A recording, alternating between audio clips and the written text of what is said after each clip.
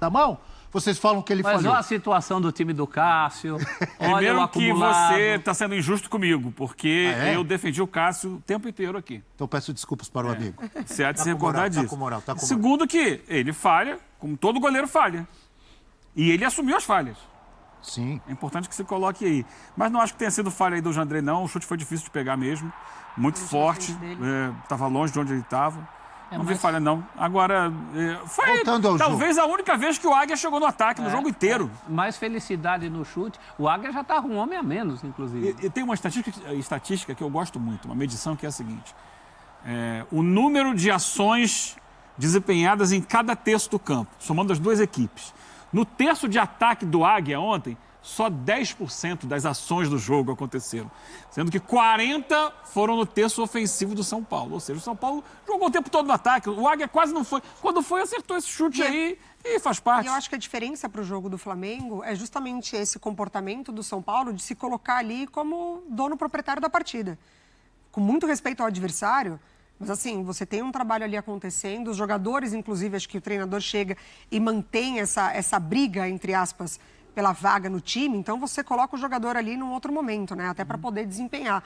A gente viu um Flamengo numa rotação muito abaixo. O São Paulo não. Ele se colocou ali como o dono proprietário da partida e foi para cima. E aí, algumas coisas para pontuar, professor. Primeiro, o São Paulo jogou em casa. Olha na arquibancada e vê se você encontra alguma camisa azul. Era só a camisa tricolor. Só a camisa do São Paulo. Jogou em Belém, jogou em casa. Não é em casa, não vem com esse papo. Jogou em casa, Abel. Pode ter se sentido sentiu em casa. Olha só, você está num estádio onde a torcida inteira está torcendo para você. Você está em casa, por mais que esteja longe da sua sede oficial. Clubes como o São Paulo, como o Flamengo, citado aqui, que eu já falei, o Flamengo vai jogar em Manaus, vai jogar em casa, em Manaus. Assim como o São Paulo ontem jogou em casa. A torcida era toda dele, estava todo mundo a favor e tal. E ele, até porque o Águia não joga ali. O Águia é de Marabá, não é de Belém. Ele não pôde jogar no seu estádio. Olha como é rápida a audiência e os amigos que nos acompanham. Cabeção da Baixada me mandou. O Eugênio tem razão. O Santos jogou na Neoquímica Arena, no estádio do rival Corinthians, estava em casa. Obrigado, Cabeção da Baixada. Ponto para você. Ponto, Abel. Cabeção da Baixada para você e mandou para o aqui. Cabeção. Ponto para você. É um ponto. Então, agora, uma outra situação. Então, o São Paulo jogou em casa, à vontade. O São Paulo colocou o time inteiro reserva. Mas foi um time, e por que ele conseguiu jogar bem? Porque ele tinha o que o técnico falou, ideia de jogo. Sim. E qual é a ideia principal desse São Paulo? Primeiro, é claro, recuperar a bola o mais rápido possível, ter o controle do jogo, especialmente num jogo contra o Águia de Marabá. E aí, a partir do momento que você tem a bola, a questão é essa. O que eu vou fazer com essa bola? O São Paulo trabalhou muito pelos lados do campo, com tabelas e triangulações pelos lados do campo, principalmente pelo lado direito. Também chegou pela esquerda, mas principalmente pelo lado direito. E aí você vai destacar alguns jogadores. O João Moreira chegando por ali como lateral. Posso colocar um adendo para te ajudar? Desculpa a interrupção, que eu ia perguntar isso que você vai falar agora. Eu vou falar os 11 que começaram, tá? Para a gente analisar, porque estamos analisando coletivamente, você está fazendo muito bem como sempre, mas eu queria saber quais jogadores que podem ganhar mais pontos com o Zubeldia. É isso que você ia falar? Então eu só vou pontuar aqui, tá? Começou com o Jandrei, quase todos aqui não vinham atuando, tiveram poucas chances, então ele pode aproveitar. Jandrei, Moreira, Diego Costa, Ferrarese e Patrick. Luiz Gustavo, Galopo, Nestor, Eric, Michel Araújo e Juan. O que vinha atuando mais aqui desses 11, se eu não estou enganado, é o Michel Araújo. E o Diego Costa, né? E o Diego Costa, é verdade. O Diego Costa joga com muita frequência. Então, foram esses que começaram. Continue o seu raciocínio, que acho que você ia destacar. Quem ganha ponto? Quem pode ter mais chance? Eu estou chegando justamente lá. Estava construindo essa estrada aí, Abel. E eu te atrapalhei. Mas não, atrapalhou não, porque você citou todos os jogadores, que é bom isso, né? Para quem não viu o jogo tem uma noção. A grande força do São Paulo ontem foi a construção de jogadas pelo lado direito do seu ataque em tabelas e triangulações, especialmente envolvendo 3 jogadores. João Moreira participou um pouco menos e, principalmente, Galopo e Eric foram, para mim, junto ao Juan, que fez 2 gols, os melhores atletas em campo ontem. Galopo e Eric mostraram não só qualidade técnica individual, mas também uma boa interação. Um entendimento ali, né? Um entendimento, eles tabelaram, se encontraram. Essa jogada do Galopo, ele dá uma meia-lua dentro da área ali, quase sai o gol do São Paulo, né? Por que o atrasado Carpini ali, não Juan. colocava o Galopo? Agora a jogada pela esquerda lá, ó. A bola vai chegar. Ah, não, esse é o lance da expulsão. Tem uma jogada pela esquerda também que o Galopo pisa na área e finaliza, quase faz o gol. Então, para mim, o melhor do jogo foi o Galopo. Mas o Eric foi muito bem. O Rodrigo Nestor, a gente sabe que é um jogador com potencial de titular no São Paulo. Ele fazia do outro lado lá. Mas aí ele não estava tão bem assessorado pelo Michel Araújo e pelo lateral, que também vem da base. Você citou aí o nome? Patrick. Patrick. Esse lado esquerdo não funcionou tão bem porque o Rodrigo Nestor não teve a companhia que teve do outro lado do Galopo com o Eric e com o João Moreira.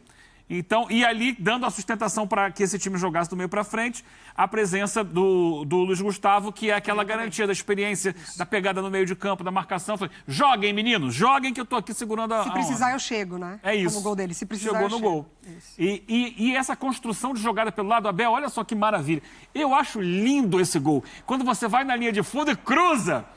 Tá vendo? Porque Com o pé direito. cruza com o pé direito. Na linha de fundo. Eu amo isso. E o São Paulo fez isso o tempo inteiro. Abre a bola na linha de fundo, cruza pro centroavante fazer o gol. Sabe quem fez muito isso no Tricolor? Mário Tilico. Eu elogiei aqui o gol do Flamengo contra o Amazonas, que foi assim. Cruzamento lá da esquerda do Vinha para a cabeçada do Pedro.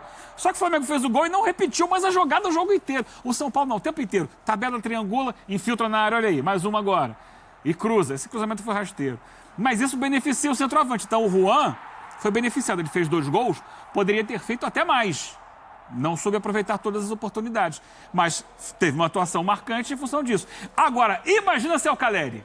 Com essa jogada tabela, vai no fundo e cruza. O Caleri vai ficar ainda mais consagrado se o São Paulo repetir esse tipo de lance. Mas eu não sei se ele... Porque o desenho tático do time considerado titular era um pouco diferente. Não trabalha exatamente dessa forma. Vamos ver se ele consegue estabelecer esse padrão de tabelas e triangulações pelos lados do campo para fazer essa bola chegar em boas condições, não só pelo alto, como também às vezes rasteira, como chegou para o Luiz Gustavo fazer o gol. Dá padrão de jogo, dá oportunidade para jogadores que vinham aparecendo, vinham atuando pouco.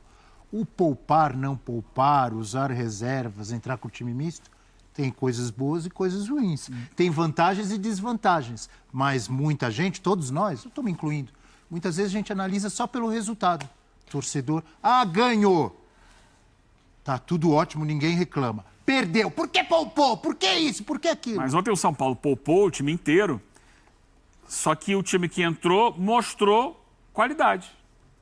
Mas Nem muito sempre da dá ideia certo. do Às técnico, vezes o time reserva entra e não joga nada. A Mari fez a Quem ganhou ponto aí, professor? Mari? A Mari fez a comparação com o Flamengo.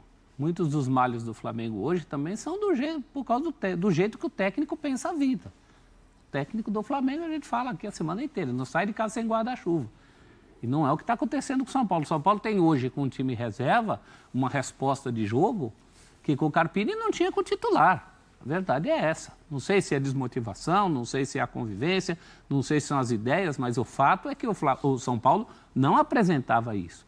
E hoje ele apresenta. Você troca os nomes, mas você tem uma dinâmica.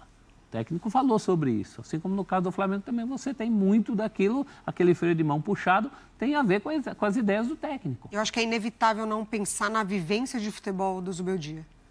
Quanto isso está agregando para o São Paulo. Assim. É um treinador muito jovem também, jovem como o Carpini, mas que está nessa há muito tempo, experimentou o futebol de diferentes maneiras.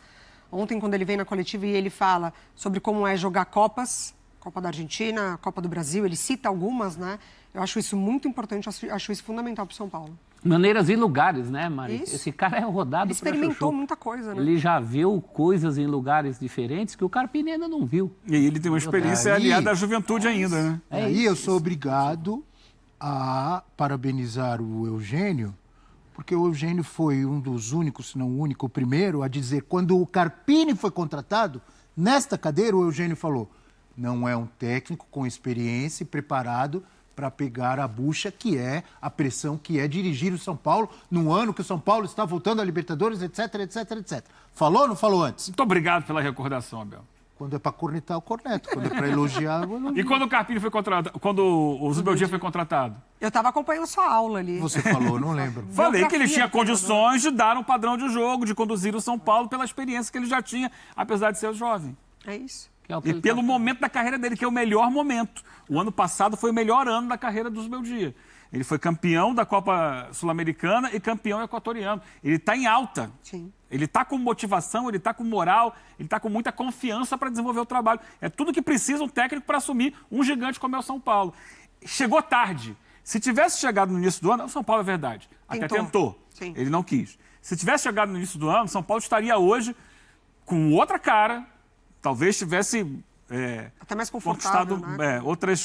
até talvez tivesse um campeonato paulista mais com mais sucesso, né? Que ele acabou caindo nas quartas de final, né? Para o Novo Horizontino, poderia ter chegado mais adiante, mas o que tem o São Paulo hoje é uma perspectiva de ano muito positiva. Rápido intervalo no F360, daqui a pouco vamos falar do Palmeiras. Mais uma vitória com gol no final. Teve corintiano que eu tô sabendo.